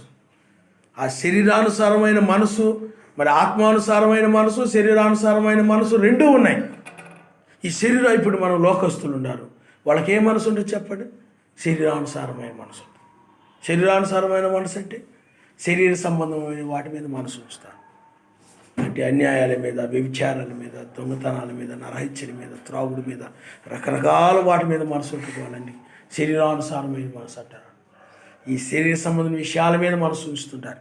అవి పాపం. అందుకని ఒక వ్యక్తి ఆజ్ఞను అతిక్రమించినప్పుడు అతడు ఏ జీతాన్ని పొందుకుంటాడు? మరణం అనే దాన్ని పొందుకుంటాడు. ఇంకా ఆ మరణం అనే దాన్ని పొందుకుంటాడు. అతడు ఒక మరణమై ఉంటాడు. అందుకని కయ్యూను ఏదోనులో ఆ కయ్యూను ఒక మరణముగా ఉన్నాడు అనమాట అక్కడ. అంటే ఒక మరణముగా ఉన్నాడు అక్కడ. మృత్యు చూడండి ఎంత భయంకరమైన విషయం. అందుకని దురాశ పాపమును కనగా, ఆ దురాశ గర్భమును ధరించి పాపమును కనగా, పాపము పరిపక్వమై మరణమును కనును. కాబట్టి అందుకని చూడండి అక్కడ ఏదోనులో ఏం జరిగిందో అదే ఇప్పుడు ఆత్మ సంబంధంగా జరుగుతూ వచ్చింది. అది అక్కడ ఏం జరిగింది? శరీర సంబంధంగా జరిగింది. ఎక్కడేం జరుగుతామని చెప్పండి? ఆత్మ సంబంధంగా జరుగుతాం. అందుకని కయ్యూను దేని సాదృశ్యం? మత్స్య సంఘాలు కయ్యూనుకు సాదృశ్యంగా ఉన్నాయి. అవి ఏమైనా కయ్యూను సాదృశ్యంగా ఉన్నాయి. ఎక్కడి నుండి వచ్చాయి ఈ మత్స్య సంఘాలు? మహావేశి దగ్గర నుండి వచ్చాయి. ఇవన్నీ అంటే రోమన్ క్యాథలిక్ సంఘం నుండి వచ్చాయి. అందుకనే రోమన్ క్యాథలిక్ సంఘము అంటే మొట్టమొదట అక్కడ ఏం జరిగింది? సర్పముతో పాటు ఆ సంఘం కూడా కలిసిపోయినప్పుడు ఈ యొక్క కయ్యూను ఎలా పుట్టాడో అలాగే ఆ సంఘము గర్భము ధరించి కయ్యూను పుట్టిన రీతిగానే పోపులు అనే వాళ్ళు వచ్చారన్నమాట. అదే పాపము అంటే దురాశ గర్భమును ధరించి పాపమును కనగా ఆ సిద్ధాంతాలు పోపులని ఒక సిద్ధాంతం అవన్నీ వచ్చేసాయి. అక్కడ మరణము ఆ పాపం పరిపక్వమై మరణమును కంది. అందుకనే పోపుల కాలంలో ఆనాడు ప్రొటెస్టెంట్ సంఘాలని అనేక మంది క్రైస్తవులను చంపారు పోపులు కూడా. అలాగే సైంటిస్టులను కూడా చంపారు పోపుల పాలనలో. చాలా భయంకరమైన హింస జరిగింది. చాలా భయంకరంగా చంపారు క్రైస్తవుల్ని. కాబట్టి పిల్లరా, అందుకనే ఆ రోజుల్లో మతము రాజకీయం ఏకంగా ఉండేవి. కాబట్టి మరణమును కనును. కాబట్టి ఈనాడు భూమి మీద ఇప్పుడు మనం ఇక్కడైతే మనకు నిత్య జీవం ఉంది, దీని వెలుపలంతా మరణం ఉంది. మీకు అర్థమైందా? ఆజ్ఞాతిక్రమమే పాపం. పాపం ఏం చేస్తాడు చెప్పండి? మరణానికి అంటాడు. పాపి ఏం చేస్తాడు చెప్పండి? మరణమును కంటాడు. అందుకని పాపి క్రియలు వేరు, నీ క్రియలు వేరు. అందుకని అతని క్రియలను కూడా మరణపు క్రియలు. అబద్ధములు ఆడటం, అన్యాయం చేయడం, అన్ని ఆ యొక్క ఏబేలుకి నేనేమైనా కాపలాగా ఉన్నానా, చంపి కూడా ఆ యొక్క ఏబేలు గురించి నాకేం తెలుసు అవన్నీ చేసి ఇవన్నీ కూడా ఏంటి? మరణం. దుర్బోధులనే మరణం. అతను ఇంకా వాక్య ప్రకారం ఉండడు. ఆజ్ఞాతిక్రమించిన తర్వాత మరణం. ఇంకా శరీర సంబంధంగా నడిచే వ్యక్తిని అతడు మరణంలో ఉండాడంటారు అనమాట. మీకు అర్థమైంది? అతడు ఒక శరీర సంబంధిగా మారడమే మరణం. అతడు ఒక మృత్యువు. చాలామంది అంటారు మృత్యువులా వచ్చావురా అంటే. మరి ఏబేలు దగ్గరికి ఆడ ఎలా వచ్చాడు చెప్పండి? మృత్యువులాగా వచ్చేసాడు. నాశనం చేసేవాడిని ఏమంటారు చెప్పండి? మృత్యు అంట. అలాగే ఈ ప్రపంచం మొత్తం కూడా మరణములో ఉంది. మరణానికి వదిలేశాడు ఆయన. ఇంకా దురాత్మకు వదిలేశాడు ఆయన. వాడే సాతానుడు. అందుకు బైబిల్లో రాయబడి ఉంటుంది, కడపట నశింపజేయబడు శత్రువు మరణం అని ఉంటుంది. కడపట నశింపజేయబడు శత్రువు ఎవరంట? మరణం. అంటే మరణం అంటే ఎవరు? పోప్. చూడండి మీరు ఆ కొరింథీయులకు రాసిన పత్రిక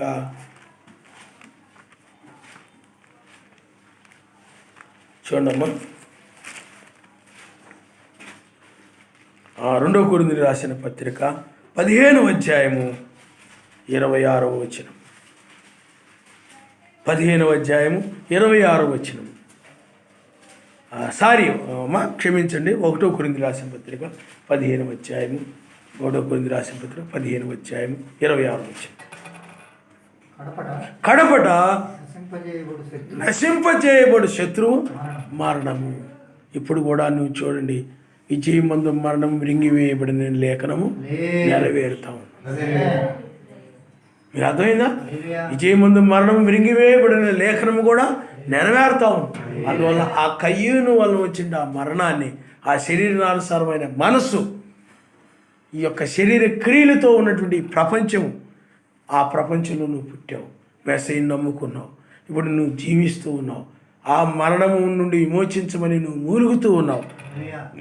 దేహం యొక్క విమోచన కొరకు నువ్వు మూలుగుతూ ఉన్నావు.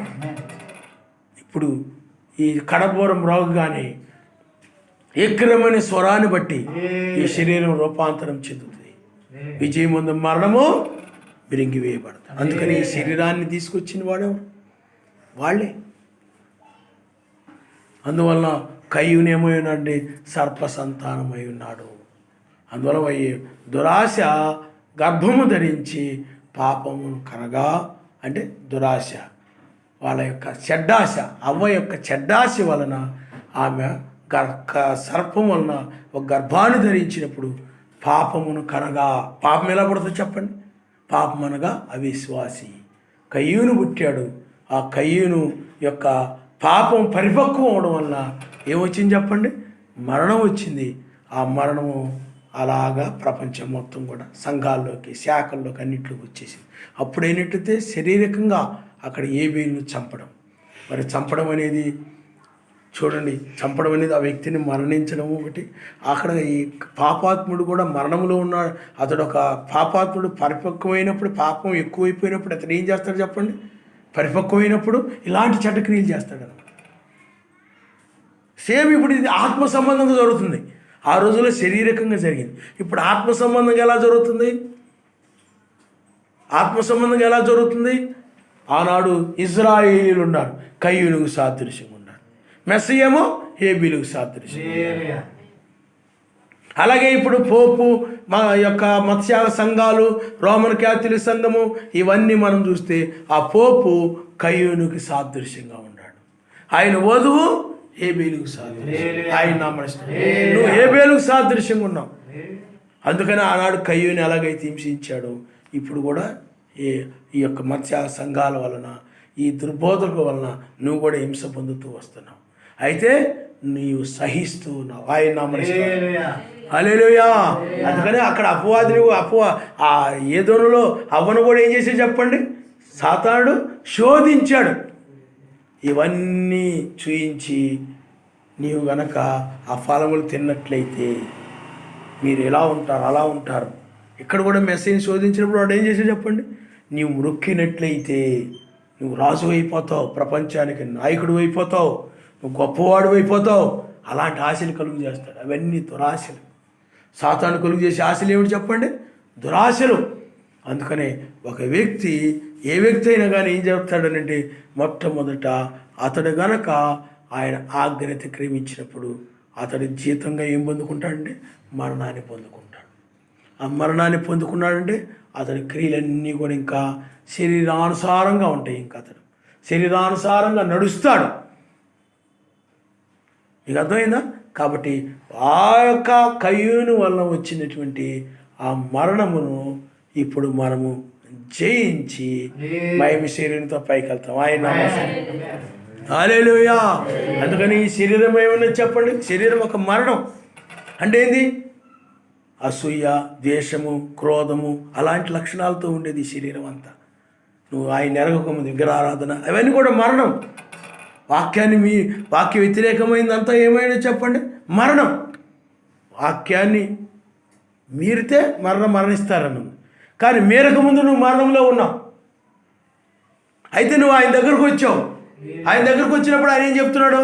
ఆజ్ఞాత క్రమే పాపము, మరలా మీరు ఆజ్ఞాత క్రమించితే మరలా మరణిస్తారని చెప్పాడు. మరలా పూర్వ మరణంలోకి వెళ్ళిపోతారు. అయితే ఇప్పుడైనట్లయితే ఆజ్ఞత క్రమించకుండా నువ్వు నిలబడడం వలన ఆ మరణం అనేది నిన్ను వెంబడిస్తూ ఉంది. ఆ కయ్యూను నిన్ను వెంబడిస్తూ ఉన్నాడు, ఏ వేలు వెంబడించినట్టుగానే వెంబడిస్తూ ఉన్నాడు. అయితే ఇప్పుడు నువ్వేం చేస్తున్నావు? ఆ మరణాన్ని జయించి తిరిగి లేస్తున్నావు. ఆయన నమస్తున్నావు. హల్లెలూయా, హల్లెలూయా. ఇప్పుడు మీరు ఒక ఉదాహరణ మనం చూద్దాం. ఇజ్రాయేల్ ఉన్నారు, ముందు వచ్చేస్తూ ఉన్నారు. ఐగుప్తీయులు వెనక్కి వచ్చేస్తున్నారు. ఐగుప్తీయులు దేనికి సాదృశ్యంగా ఉన్నారు? మరణానికి సాదృశ్యంగా ఉన్నారు. వాళ్ళు మరణం, వాళ్ళు ఆజ్ఞాతిక్రమే పాపంలో జీతం కాదు వాళ్ళకి. ఎందుకంటే వాళ్ళు ఆయన వాక్యమే వాళ్ళకి తెలియనప్పుడు వాళ్ళు ఆజ్ఞ అతిక్రమించడం, తర్వాత పాపులు అవ్వడం, తర్వాత మరణాన్ని పొందుకోవడం కాదు. వాళ్ళు అసలు పుట్టుకునుండే ఐగుప్తీయులు ఏమైనారు చెప్పండి? మరణమై ఉన్నారు. ఆ మరణం వాళ్ళని వెంబడిస్తూ ఉన్నది. వాళ్ళు ఏం చేసేది చెప్పండి? తెల్లవారుజాముకు వచ్చేటప్పటికి ఆ మరణాన్ని జయించారు. ఆయన నామనిస్తారు. హల్లెలూయా. ఆ మరణాన్ని ఏ విధంగా జయించారు? ఇప్పుడు మనం కూడా మరణాన్ని, వాళ్ళు జయించడం వేరు, మనము జయించడం వేరు. ఆయన నామనిస్తారు. హల్లెలూయా. అంటే ఇక్కడ బైబిల్ ఏం చెప్తుందనంటే ద్వేషించడమే మరణమని. మీరు 1 యోహానులోకి ఒకసారి మనం వెళదాం.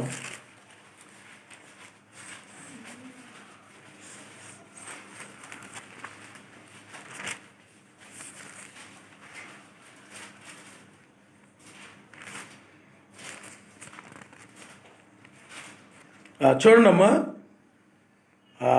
1 యోహాను 5వ అధ్యాయము, 1 యోహాను 5వ అధ్యాయము 18వ వచనాన్ని మీరు ఒకసారి చదవండి. సర్వశక్తిమంతుని మూలముగా పుట్టి ఉన్న వాడెవడును పాపము చేయడని ఎరుగుదుము. సర్వశక్తిమంతుని మూలముగా పుట్టినవాడు తన్ను భద్రము చేసుకొనును గనుక దుష్టుడు వాడిని ముట్టడు. మనము సర్వశక్తిమంతుని సంబంధులమనియు లోకమంతయు దుష్టుని యందున్నదనియు ఎరుగుదుము. మనము సత్యవంతుడైన వాని ఎరుగవలనని సర్వశక్తిమంతుని కుమారుడు వచ్చి మనకు వివేకం అనుగ్రహించి ఉన్నాడు అని ఎరుగుదుము. మనము సర్వశక్తిమంతు కుమారుడైన యేసునందు ఉన్న వారమై సత్యవంతుని యందున్నాము. ఆయనే నిజమైన సర్వశక్తిమంతుడును నిత్య జీవమునై ఉన్నాడు. చిన్నపిల్లలారా, విగ్రహముల జోలికి పోకుండా జాగ్రత్త పడుడి. చూడండి, సర్వశక్తిమంతుని మూలముగా పుట్టినవాడెవడును పాపము చేయడని ఎరుగుదుము. సర్వశక్తిమంతుని మూలంగా పుట్టినవాడు తను భద్రం చేసుకుని గనుక దుష్టుడు వాని ముట్టడు. సర్వశక్తిమంతుని మూలంగా పుట్టినవాడు హేబేలు ఉన్నాడు, సర్వశక్తిమంతుని మూలంగా పుట్టాడు, అతడు పాపము చేయలేదు. అలాగే నువ్వు కూడా సర్వశక్తిమంతుని మూలంగా పుట్టావు అనుకోండి, అంటే నువ్వు నా మూల బాప్తిజం పొంది నువ్వు పైనుండి పుట్టావు అనుకోండి, ఆయన మూలంగా జన్మించావు అనుకోండి, నా మూల బాప్తిజం పొందావు, పరిశుద్ధాత్మని వరం పొందావు. ఎప్పుడైతే నువ్వు నా మూల బాప్తిజం పొందావో బైబిల్ ఏం చెప్తుందో ఒక నీటి మూలంగాను ఆత్మ మూలంగాను జన్మించితేనే తప్ప అనుంటుంది బైబిల్. అంటే అది పైనుండి పుట్టడం అనం. నువ్వు పైనుండి పుట్టావు, నీళ్ళలో బాప్తిజం పొందడం ద్వారా పైనుండి నువ్వు పుట్టావు. ఆ పైనుండి అంటే సర్వశక్తిమంతుని మూలముగా పుట్టినవాడు పాపము చేశాడు. కారణం ఎందుకనంటే అతడు తాను భద్రం చేసుకుంటాడు, తాను భద్రం చేసుకుంటాడు కాబట్టి దుష్టుడు వాడిని ముట్టడు. అయితే ఇక్కడ చూడండి, మనము సర్వశక్తిమంతు సంబంధులు మరియు లోకమంతా దుష్టుని యందు ఉన్నదని ఎరుగుదుము. లోకమంతా ఎక్కడ ఉన్నది చెప్పండి? దుష్టిని యందు ఉన్నది. కాబట్టి మనము సర్వశక్తిమంతుని సంబంధులమి, అందువల్ల లోకమంతా కూడా దుష్టిని యందున్నది. అయితే చూడండి, అపవాదిదని మనం నేర్చుకున్నాం. ఇక్కడ చూడండి అమ్మా, మీరు 1 యోహాను 2వ అధ్యాయము 9వ వచనాన్ని మీరు ఒకసారి చదవండి అమ్మా. ఆ వెలుగులో ఉన్నానని చెప్పుకొనుచు తన సహోదరుని ద్వేషించువాడు ఇప్పటి వరకును తన సహోదరుని ద్వేషించువాడు ఎక్కడున్నాడంట? చీకట్లోనే ఉన్నాడంట. తన సహోదరుని ప్రేమించువాడు ఆయన నామనిస్తాడు. హల్లెలూయా. అంటే చీకటిలో ఉన్నాడంట. ఇప్పుడు కయ్యూని ఏం చేశాడు? తన సహోదరుని ద్వేషించాడు. అప్పుడు అతడు ఎక్కడున్నాడు? చీకటిలో ఉన్నాడు. మనమైనట్లయితే ఇప్పుడు మనము ప్రేమ కలిగి ఉన్నాం, ఎవరిని మనం ద్వేషించడం లేదు. ప్రేమ కలిగి ఉన్నాం కాబట్టి మనం ఇప్పుడు ఎక్కడున్నాం చెప్పండి? వెలుగులో ఉన్నాం. ఆయన హల్లెలూయా. అలాగే మీరు 1 యోహాను 3వ అధ్యాయము 13, 14, 15 వరకు మీరు చదవండి అమ్మా. సహోదరులారా, లోకమును మిమ్మల్ని ద్వేషించిన యెడల ఆశ్చర్యపడకండి. మనము సహోదరులను ప్రేమిస్తున్నాము గనక మరణములో నుండి జీవములోనికి దాటి ఉన్నామని ఎరుగుదుము. ఇక్కడ మీరు గమనించండి, మనము సహోదరులను ప్రేమిస్తున్నాము గనక మరణములో నుండి జీవములోనికి దాటి ఉన్నాం. అదే సహోదరుని ఆ కయ్యూని ఏం చేశాడు చెప్పండి? ద్వేషించాడు కాబట్టి అతడు మరణములో ఉన్నాడు, అతడు మరణమై ఉన్నాడు. అందుకే క్రింద వచ్చిన కూడా చదువు. తన ప్రేమ లేనివాడు మరణమందు నిలిచి ఉన్నాడు. సహోదరుని ప్రేమించలేని వాడు ఎక్కడున్నాడు చెప్పండి? మరణమందు. అప్పుడు ఆనాడు ఆ కయ్యూనులో ప్రేమ లేదు. ఆ ప్రేమ లేని దానిని బట్టి అతడు ఏం చేశాడు? ఏబేల్ని చంపేశాడు. అందుకనే అతడు మరణమందు నిలిచి ఉన్నాడు. అది క్రింద వచ్చిన చదివితే మీకు బాగా అర్థమైంది. తన సహోదరుని ద్వేషించువాడు నరహంతకుడు, ఏ నరహంతకుని యందును నిత్యజీవం ఉండదని మీరు ఎరుగుదురు. ఆయన మన నిమిత్తము తన ప్రాణం పెట్టిన కనుక దీని వలన ప్రేమ ఇటుదని తెలుసుకొనుచున్నాము. మనము కూడా సహోదరుల నిమిత్తము మనం ప్రాణము పెట్టబద్ధులమై ఉన్నాము. కాబట్టి ఇక్కడ చూడండి, సహోదరుని ద్వేషించువాడు నరహంతకుడు. ఆ రోజుల్లో ఏం జరిగింది చెప్పండి? వాడు మరణమందు ఉన్నాడంటే దాని అర్థం ఏమిటి? నరహత్య చేశాడు. ఆ నరహత్య చేయడం ఏమైందో చెప్పండి? ప్రేమ లేదు అతడిలో. ప్రేమ లేదంటే మరణము. అంటే చంపడం ఏమొచ్చింది అక్కడ? మరణం. పాపం పరిపక్వమై మరణము కన్నాడు. మరణం అంటే ద్వేషాన్ని కన్నాడు. ఏ వ్యక్తులైనా పాపం పరిపూర్ణమైనప్పుడు ద్వేషం వచ్చింది. ఆ ద్వేషం వల్ల ఏం చేశాడు? ఆ యొక్క ఏబేల్ని చంపేశాడు. అందువలన నరహత్య చేయడమే మరణం. ఆ మరణానికి అన్నాడు అతడు. ఇప్పుడు మనమైనట్లయితే ప్రేమిస్తూ ఉన్నాము గనక ఇప్పుడు మనము మరణములో నుండి జీవములో దాటి ఉన్నాం. జీవంలో దాటంగానే ఆ మరణాన్ని జయించలా. ఇప్పుడేం జరుగుతూ ఉన్నదనంటే ఈ వర్తమానం వలన నీలో ఉన్న జీవము ఆ మరణాన్ని జయిస్తుంది. అంటే ద్వేషాన్ని జయించేస్తుంది. ఆ ద్వేషములు అసూయ, ద్వేషము, క్రోధము, కోపము, కక్ష, లేకపోతే అబద్ధములు, మోసాలు, అన్యాయాలు, వ్యభిచారాలు ఇవన్నీ ఉంటాయి. ఇవన్నీ చెడంతా కూడా దాంట్లోనే ఉంటుంది. మరి చాలామంది ఆ ద్వేషం వలన ఒక వ్యక్తి మీద ద్వేషం పెట్టుకొని, లేకపోతే ఒక స్త్రీ మీద ద్వేషం పెట్టుకొని ఎక్కడ దొరుకుతుందో చూద్దాం అని చంపడం కానీ, చెరసడం కానీ ఇవన్నీ జరుగుతూ ఉన్నాయి. ఎందుకు జరుగుతున్నాయి చెప్పండి? అవన్నీ మరణం. అందుకని ప్రేమించడం ద్వారా, ప్రేమ కలిగిన సహోదరుని ప్రేమించే వ్యక్తిలో జీవం ఉంది. నిన్ను ద్వేషము కూడా వెంబడిస్తూ ఉంది, మరణము కూడా వెంబడిస్తూ ఉంది. నువ్వు ప్రేమ కలిగి ఉంటున్నావు కానీ అప్పుడప్పుడు ఎప్పుడొకప్పుడు ఏదో సమయంలో సమాజంలో ఎవరొకరు నువ్వు ద్వేషిస్తూ ఉండవచ్చు, అసూయపడుతూ ఉండవచ్చు, రకరకాలు ఉంటా ఉండవచ్చు ద్వేష లక్షణాలే. కానీ ఎప్పుడైతే నీవు ఇప్పుడు మరణాన్ని జయిస్తావు ఈ తెల్లవారుజామున, అంటే జీవం ఏం చేస్తుందంటే ఈ వర్తమానం వల్ల మరణాన్ని జయిస్తే, ఈ బోరధ్వని వల్ల మరణాన్ని జయిస్తుంది అనమాట. ఆ ద్వేషాన్ని జయిస్తాయి. ద్వేషం ఏమైపోతే అందుకని ద్వేషం మృంగివేయబడుతుంది. అప్పుడు నీలో ఇంకా ద్వేషం అనేదే ఉండదు, కానీ ప్రేమే. ఇంకా ద్వేషం అనేది ఇక నీలో మృంగివేయబడుతుంది, ఇక ఉండదు ఇంకా. అందుకని చూడండి, మెస్సీలో చూడండి, ఆయన ద్వేషమే లేదు. ఆయన వారు ఉమ్ము వేస్తున్నారు, గుద్దుతున్నారు, తిడుతున్నారు, ఇన్ని చేస్తున్నా కానీ ప్రేమిస్తూనే ఉన్నాడు ఆయన. ప్రేమ కలిగే ఉన్నాడు ఆయన. నోరు తెరవలేదా ఏ ప్రేమ, బదులు పలకలేదా ఏ ప్రేమ. చూశారు? ఆ ప్రేమే. వాళ్ళు ద్వేషించి అసూయపడి సిలువ వేస్తున్నా, లేకపోతే మేకులు కొడుతూ ఉన్నా, ప్రక్కల బల్లులతో పొడిచినా, ఏం చేసినా ప్రేమిస్తూనే ఉన్నాడు ఆయన. అందుకని బైబిల్ చెప్తుంది, మిమ్మల్ని ప్రేమించి వారినే ప్రేమించిన యెడల. అందుకని శత్రువుని ప్రేమించండి, అప్పుడు ఆ ప్రేమ పరిపూర్ణమైందని ఉంటుంది. ప్రేమ పరిపూర్ణమైనప్పుడు ఏం జరుగుతుంది చెప్పండి? శత్రువుని కూడా నువ్వు ప్రేమిస్తావు. ఇక మరణానికి అక్కడ చోటు లేదు. ఇక మరణానికి అక్కడ చోటు లేదు. ఆ మరణాన్ని జయించాలి. కాబట్టి ఆ రోజుల్లో కయ్యూను ఏం చేశాడు చెప్పండి? హేబెలును చంపడము, నరహత్య, అది మరణము. ద్వేషమే మరణం అని నేర్చుకున్నాం. మరి ద్వేషం అంటే ఏమిటి? ద్వేషించడం అని నరహత్యతో సమానం అని ఉంది. కాబట్టి నరహత్య చేయడం ఏమిటి? మరణము. అంటే దురాశ గర్భము ధరించి పాపమును కనుక పాపం పరిపక్వమై మరణానికి అంది.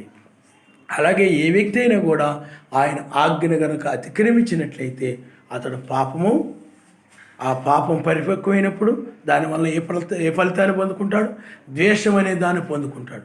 అప్పుడు అందరూ కూడా ద్వేషిస్తా, అసూయపడతా, ఆ విధమైన జీవితం జీవిస్తూ ఉంటాడు. అతడు మరణములో ఉన్నాడు. అంటే వాక్యాన్ని అతిక్రమిస్తూ నడుస్తూ ఉంటాడు. కాబట్టి నువ్వు ఇప్పుడైనట్లయితే ఇతరులను నీవు ద్వేషిస్తూ నువ్వు మరణంలో ఉండేవాడు ఇంతకుముందు. కానీ ఇప్పుడు ఆయనంతకు వచ్చినప్పుడు నీలో ఏమొచ్చింది చెప్పండి? ప్రేమ వచ్చింది. అదే జీవం. అయితే మరణం నేను ఆ ద్వేషం అనేది అప్పుడప్పుడు ద్వేషం వెంబడిస్తూనే ఉంది. కానీ ఇప్పుడు ఈ వర్తమానం వలన ఆ జీవం, నీలో ఉన్న జీవం ఏం చేస్తుందంటే ఆత్మ ఈ మరణాన్ని జయిస్తాయి. అంటే ద్వేషాన్ని జయిస్తాయి. అప్పుడు నువ్వేం కలిగి ఉండవు చెప్పండి? ప్రేమ. ఆ రోజుల్లో చంపడము, నరహత్య చేయడము మరణం అయితే ఇప్పుడు నీ సహోదరుని ద్వేషిస్తే నువ్వు నరహత్య చేసినట్టే. అసూయ పడితే నరహత్య చేసి అది ద్వేషంలో నుండి వచ్చాయి. ఇలాగా ఎవరినైనా నువ్వు సమాజంలో ఎవరినైనా కానీ ఆత్మ సంబంధమైన సహోదరుడు కూడా చెప్తున్నాడు. సహోదరులు అంటే అందరూ కాదు. ఆ నామమును బాప్తిజం పొందిన సహోదరులు. మత్స్యా సంఘంలోని వాళ్ళందరూ కూడా మన బ్రదరు, సహోదరుడు అని అనకూడదు. మీకు అర్థమైందా? మెస్సీ ఏం చెప్పాడనంటే, ఇదిగో నీ తల్లి, నీ వాళ్ళు వీళ్ళందరూ వచ్చారన్నప్పుడు నా వాక్య ప్రకారం నడిచేవారి నా తల్లి, నా సహోదరుడు ఆయన నామనిస్తాడు. హల్లెలూయా. అందువల్ల నీవు ఎవరిని కూడా నువ్వేం చేయకూడదు? ద్వేషించకూడదు. ద్వేషించావంటే ఆ యొక్క నరహత్య చేసినాయి. నరహత్య అంటే నీవు మరణానికి అన్నట్టు లెక్క. అందువల్ల నీవు నరహత్య చేయకూడదు. నువ్వు ఒకరిని కత్తితో పొడి చంపక్కర్లేదు, పేక నొక్కి చంపేయక్కర్లేదు. ద్వేషించావంటే నరహత్య చేసినట్టే. అర్థమైందా? అందులో ఎవరిని నువ్వు ద్వేషించగా ప్రేమతోనే ఉండాలి. ఎందుకంటే ఆయన ప్రేమ స్వరూపి ఉన్నాడు. ఆయన నామస్తాడు. హల్లెలూయా. ఆ మరణం అనేది మిరింగి వేయబడుతుంది. అందుకనే ఆయన ఆజ్ఞల ప్రకారం నడిచినప్పుడు, ఆ ప్రేమ ప్రకారం నడిచినప్పుడు, అందుకనే ఆయన ఆజ్ఞల ప్రకారం నడుచుటే, అందుకని సహోదరుల్ని ప్రేమించుట ఆయన నామనిస్తాం. హల్లెలూయా, హల్లెలూయా. అందుకని ఆయన ప్రేమలో మనం రోమీలు రాసిన పత్రిక ఉండదు. ఆయన ప్రేమలో అసూయ ఉండదు, ద్వేషం ఉండదు, మత్సరం ఉండదు. అదొక్కటి చదువుకొని మనం ముగించుకుందాం. రోమీలు రాసిన పత్రిక ఇంతకుముందు కూడా మనం చదువుకున్నాం. చూడండి, రోమీలు రాసిన పత్రిక 13వ అధ్యాయము 8వ వచనం మనం చదువుకున్నాం. ఒకరినొకడు ప్రేమించడం విషయంలో తప్ప మరి ఎవరికిని అచ్చేయండవద్దు. పొరుగువాన్ని ప్రేమించువాడే ధర్మశాస్త్రము నెరవేర్చువాడు. ఏలయనగా వ్యభిచరించవద్దు, నరహత్య చేయవద్దు, దొంగిలవద్దు, ఆశింపవద్దు అనునవి మరి ఏ ఆజ్ఞను ఉన్న ఎడల అది నిన్ను వలె నీ పొరుగువాన్ని ప్రేమించవలన వాక్యములో సంక్షేపముగా ఇమిడి ఉన్నది. ప్రేమ పొరుగువాని కీడు చేయదు కనుక ప్రేమ కలిగి ఉండటమే ధర్మశాస్త్రం నెరవేర్చడం. ప్రేమలో ఏమో చెప్పండి? కీడు చేయదు. ద్వేషము కీడు చేస్తుంది. అందువల్ల నీ సహోదరుని నువ్వు ద్వేషిస్తున్నావంటే కీడు చేస్తున్నట్టయితే ఏదైనా నువ్వు నరహంతకుడు అని అర్థం. చంపక్కర్లేదు. కాబట్టి పిల్లరా ఆలోచన చేయండి. అందుకని ఇప్పుడు నీలో ఏమైపోద్దనంటే ద్వేషం అనేది మింగివేయబడుతుంది. ద్వేషం అనేది ఏమైపోతుంది చెప్పండి? విరిగివేయబడుతుంది. లోక సంబంధమైనది అది. ఆ ద్వేషం సాతాను సంబంధమైనది. అందుకని లోక సంబంధమైన వాటి కోసం మనుషులు ఏం చేస్తుంటారు? ద్వేషిస్తూ ఉంటారు. అందుకని పిల్లారా తన సహోదరుని ఆయనాడు ఆ యొక్క కయ్యూను ద్వేషించాడు, అంటే నరహత్య చేశాడు. ఈనాడు కూడా మతశాఖ సంఘాలు అలాగే పోపు ఇవన్నీ కూడా మనల్ని ద్వేషించవచ్చు. నామాన్ని మనం కలిగి ఉన్నందువల్ల మనం ద్వేషించవచ్చు. కానీ అవి నరహత్య చేసిన సంఘాలు. అవి నామమును ప్రకటిస్తున్నప్పుడు నామాన్ని ద్వేషించాడు. ఆ నామాన్ని ప్రకటిస్తున్న దాన్ని బట్టి ఆనాడు బ్రహ్నాం గారిని 5 రకాల పరిచర్లో నిజమైన వారిని కూడా ద్వేషించారు వాళ్ళు. అందువల్ల పోపు నిన్ను తీసి కత్తితో పడవక్కర్లేదు, నిన్ను ద్వేషిస్తే అతను నరహంతకుడే లెక్క. మీకు అర్థమైందా? అందువల్ల ఈ చివరి కాలంలో మరణాన్ని జయించాలి. ఈ ద్వేషం అనేది, నరహత్య అనేది ఎవరి ద్వారా వచ్చింది చెప్పండి? కయ్యూను ద్వారా వచ్చింది. అది మనల్ని వెంబడిస్తూ వస్తుంది ఆయన.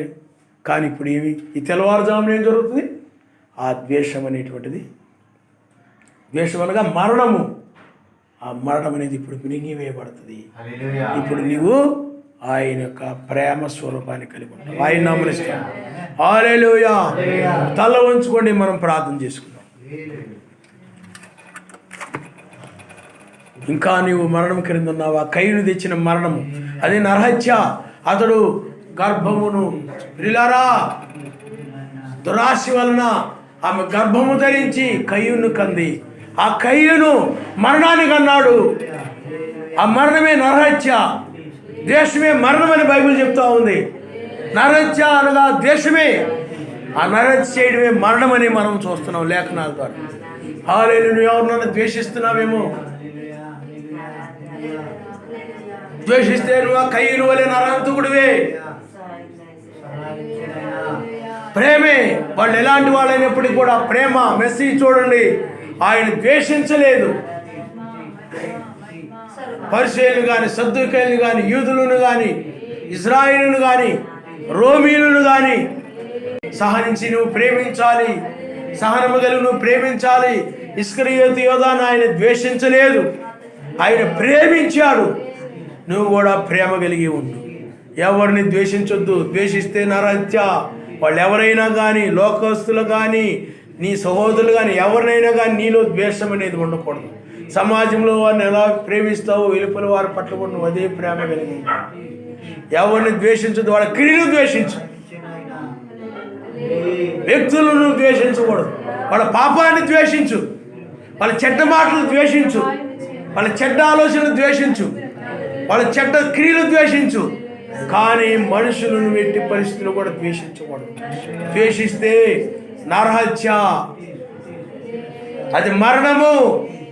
ద్వేషించావంటే నువ్వు మరణానికి అన్నట్టే లెక్క. ఇతరులు నువ్వు ద్వేషిస్తున్నావనంటే నీ పాపం పరిపక్వమై మరణాన్ని కన్నావని లెక్క. పాపం పరిపక్వమైనప్పుడే ఆ వ్యక్తిలో ద్వేషం వచ్చేస్తా, ద్వేషించే వ్యక్తిగా మారిపోతాడు. ఇంకా అతడు ప్రేమతుల్లో కనబడదు.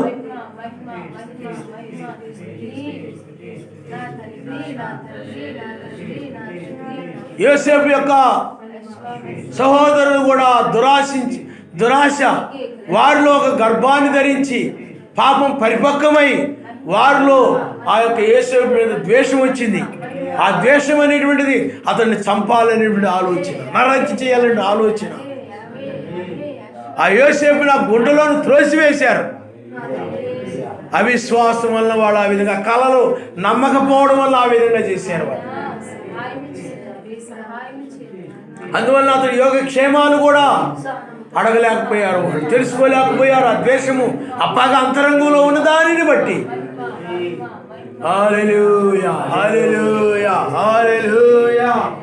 ఓ ఆనాడు శరీర సంబంధంగా, ఈనాడు ఆత్మ సంబంధంగా నువ్వు ద్వేషిస్తే నరహంతుడు సుమా,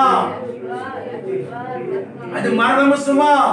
ద్వేషించే వ్యక్తి మరణములో ఉన్నాడని, ద్వేషించే వ్యక్తి నరహంతుడని వాక్యం చెప్తోంది. ప్రేమించు, తన సహోదరుని ప్రేమించువాడు జీవములో ఉన్నాడని. ద్వేషాన్ని నువ్వు కనబడదు సుమా.